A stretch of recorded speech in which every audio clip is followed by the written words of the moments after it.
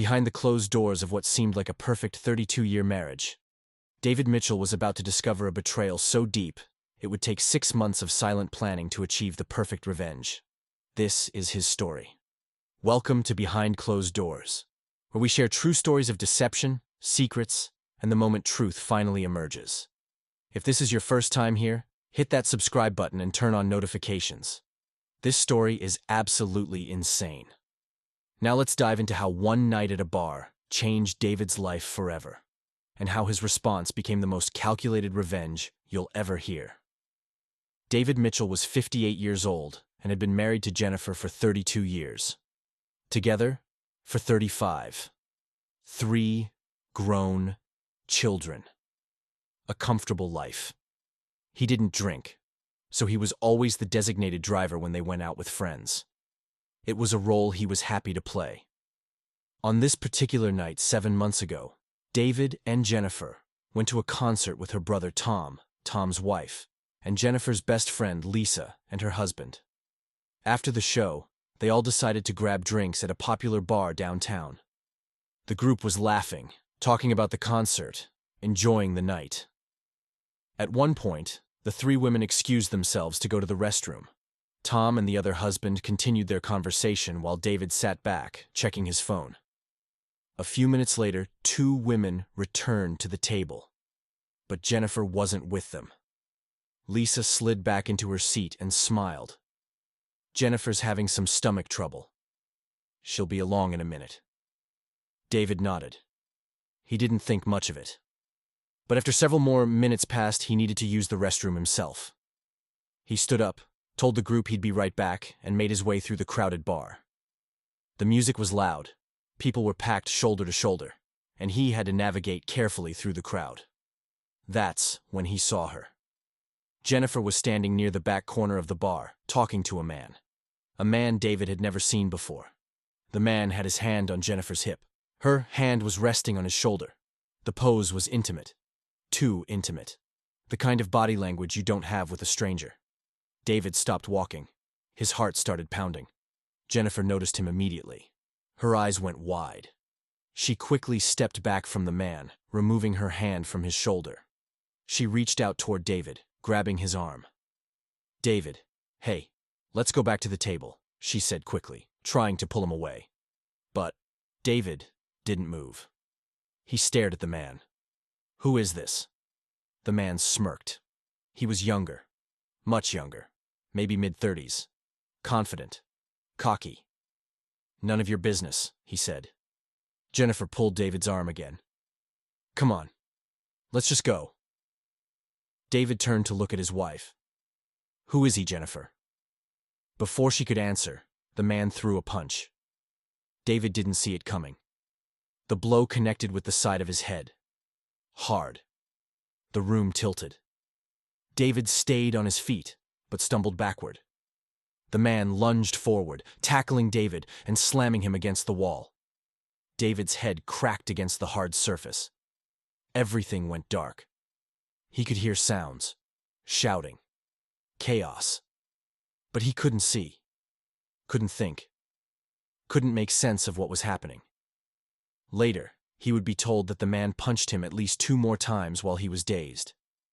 Tom, Jennifer's brother, saw what was happening and tackled the man off of David. Tom didn't stop. He beat the man senseless, fists flying. The man crumpled to the floor. Security rushed in. Police were called. Paramedics arrived. David's next coherent thought was inside an ambulance. His head was throbbing. His vision was blurry. A paramedic was checking his pupils with a flashlight. "Sir, can you tell me your name?" David blinked. "What happened?" "You were assaulted. We're taking you to the hospital." The man who attacked David was also taken to the emergency room and then arrested. Tom was arrested too, but the charges were quickly dropped when witnesses confirmed he was defending his brother-in-law. David stayed in the hospital overnight for observation. Concussion protocol. They needed to make sure there were no serious side effects. The next day, a police officer came to David's hospital room to take his statement. The officer seemed surprised when David said he didn't know the man who attacked him. "Your wife told us it was a misunderstanding," the officer explained. She said the guy works with her and got a little handsy. Said everyone just overreacted. David stared at the officer. A co-worker? Jennifer had never mentioned anyone like that. But his head was pounding, and he couldn't think straight. He just nodded. 2 days later, David was home recovering. Jennifer had been quiet, distant. She kept asking if he was okay, but something felt off. Tom had been cold toward Jennifer since that night. Barely spoke to her. And then, Tom showed up at David's house while Jennifer was at work. Tom sat down across from David in the living room. He looked uncomfortable, nervous. "I need to tell you something," Tom said. "And you're not going to want to hear it." David frowned. "What is it?" Tom took a deep breath. "When that guy was on the top of you, when you were knocked out, he was yelling things, saying things to Jennifer, to all of us." "What kind of things?" Tom met his eyes. "He said he'd been sleeping with Jennifer. For months. He kept saying it, over and over. That she was his. That you didn't deserve her." The words hit David like another punch. He felt the air leave his lungs. "What?" "I don't have proof," Tom said quickly. "But David, I believe him. The way Jennifer reacted. The way she's been acting since. I think he was telling the truth." David sat in silence. His mind was racing. 32 years of marriage. 3 children. A life built together. And some stranger at a bar was claiming he'd been sleeping with his wife. Tom continued. "I struggled with whether to tell you. I didn't want to blow up your life if I was wrong. So I did some research. I looked online for advice on how to handle this. I found a forum where people talk about infidelity. A lot of them said the betrayed spouse deserves to know. So here I am.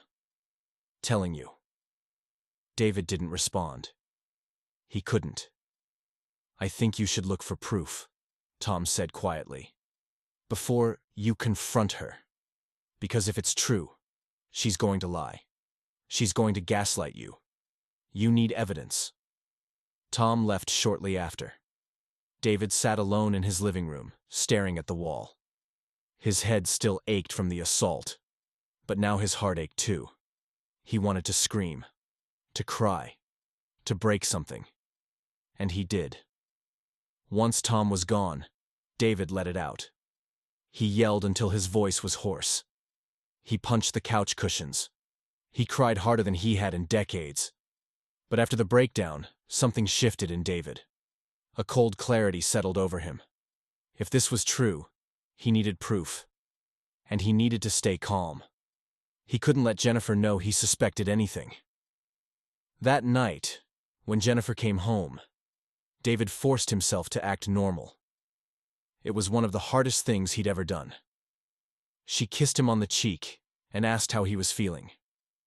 "Better," he lied. 2 days later, David got his chance. Jennifer left her phone on the kitchen counter while she was in the shower. David picked it up. His hands were shaking. He opened her messages. And there it was. A conversation with a contact saved as M. Hundreds of messages, pictures, videos, explicit photos Jennifer had sent, videos she had made for him, text messages that said, "I love you," messages that talked about when they could meet up next, messages that planned their encounters behind David's back. David scrolled further. 3 days after the assault, after the man had punched David in the bar, there was a message from M. "Took that old man down quick," the message said, followed by a laughing emoji. Jennifer's response was a smiley face. David thought he might throw up. He set the phone down before Jennifer came out of the shower. Over the next few days, whenever he had the chance, David went back to the phone. He took screenshots. He saved everything. The messages. The photos. The videos. He sent them all to his own email. Then he started looking at Jennifer's other messages. Her texts with Lisa, her best friend. And that's when David discovered Lisa knew everything. Not only knew, but encouraged it. Lisa had her own affair a few years ago, she confessed in the texts. She told Jennifer it was exciting, that she deserved to feel alive again, that David would never find out. David saved those messages too. He reached out to Tom again, told him he'd found proof, asked him to keep it quiet. Tom agreed. But Tom's wife, David's sister, offered to help. She and Tom owned rental properties. They promised to let David know when a place became available. David would need somewhere to go when he was ready to leave. But the rental didn't open up right away. It took almost 6 months. 6 long, agonizing months. During that time, David had to pretend. He had to act like he loved Jennifer, like their marriage was fine, like he didn't know she was still seeing the man who had assaulted him, because she was. David checked her phone periodically. The affair had stopped for about 3 weeks after the bar incident. But then, it started again. The texts, the meetings, the sex. Jennifer even expressed doubt once in a message to the man. "I need to stop this before I lose my family," she wrote. But she didn't stop. David and Jennifer still had sex during those 6 months. Not often. And when they did, it wasn't the same. David couldn't be gentle, couldn't be loving. It was impersonal, cold, a means to an end. He had to pretend he didn't know about the videos she'd made with another man, about the "I love yous" she sent to him, about her smiling at the message where he bragged about attacking her husband. The pain was unbearable at times. But David kept his goal in sight. He needed to gather everything, be prepared, have a plan. So he found out everything he could about the man. His name was Marcus Reynolds, 35 years old, married, 2 children. David knew where Marcus lived, where his wife worked, even where his kids went to school. David also prepared divorce papers. His lawyer had them ready to go. The settlement was fair, splitting assets appropriately. But David wasn't worried about money. He was worried about justice. Finally, after 6 months, the rental property opened up. David signed the lease. He had his exit strategy. He had copies of every text, every photo, every video.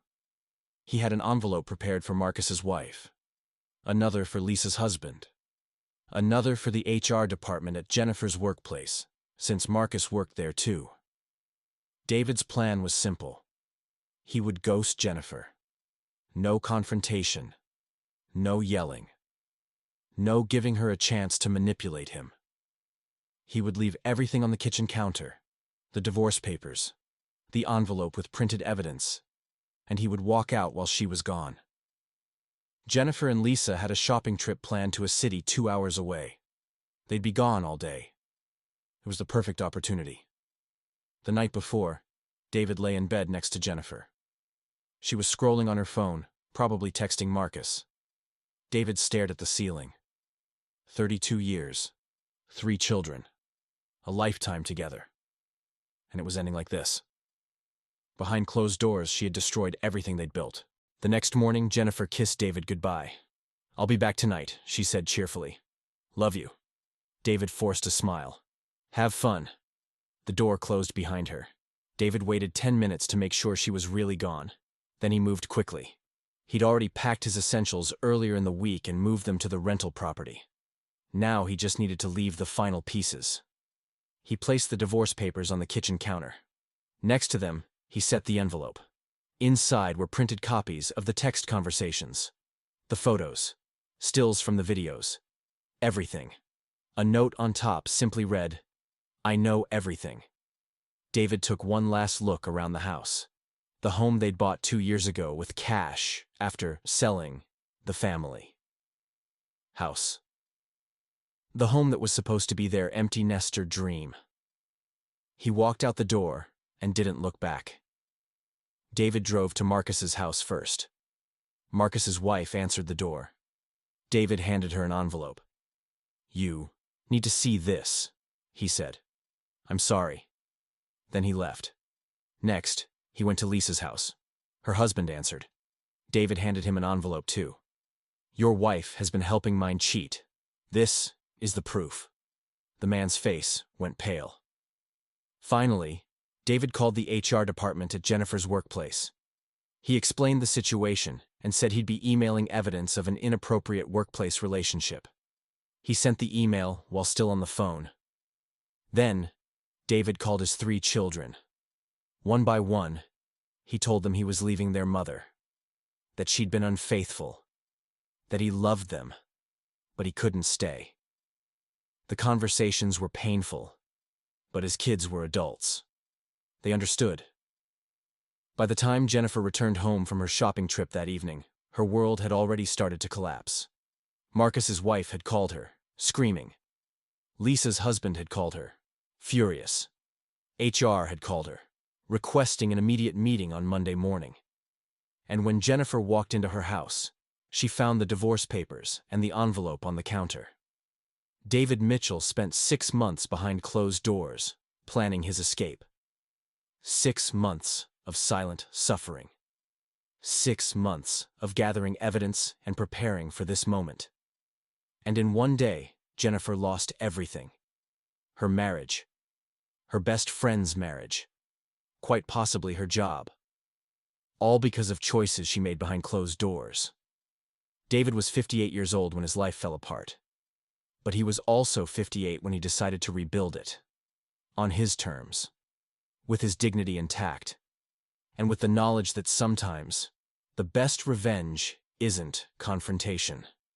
It's simply walking away and letting the truth speak for itself. Behind closed doors, secrets don't stay hidden forever. And Jennifer Mitchell learned that lesson the hardest way possible.